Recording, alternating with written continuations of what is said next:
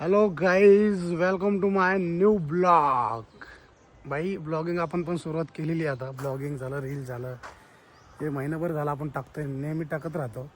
आता तसं जसं की तुम्हाला सांगायचं झालं तर मी कारण दीड महिना झालं एक आता चालू केलेलं आहे, ब्लॉग रील झालं चालू केलेलं आहे. आणि ह्यात मला एक गोष्ट शिकाय भेटली भाई, डिसिप्लिन आपलं काय आहे.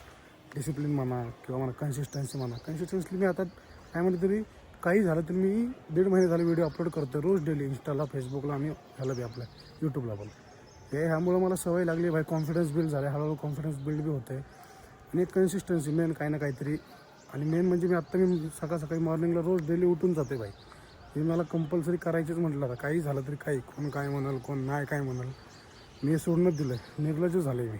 तर करायचं आपलं, काही झालं तरी एकदा ठरवलं आहे करायचं आहे तर करायचं आहे भाई. आपलं किती काही होऊ दे, काही नाही होऊ दे, भेटू सक्सेस नाही भेटू, पण आपलं करायचे भाई. पण मला एक गोष्ट कळाली की सोशल मीडियामध्ये जेवढा पैसा आहे ना भाई, तेवढा जास्त म्हणजे आपण सौरभ जोशीला बघतो किंवा भरपूर क्रिएटर आहेत, त्यांनी 26-27 वर्षी पूर्ण लाईफ सेट केली भाई.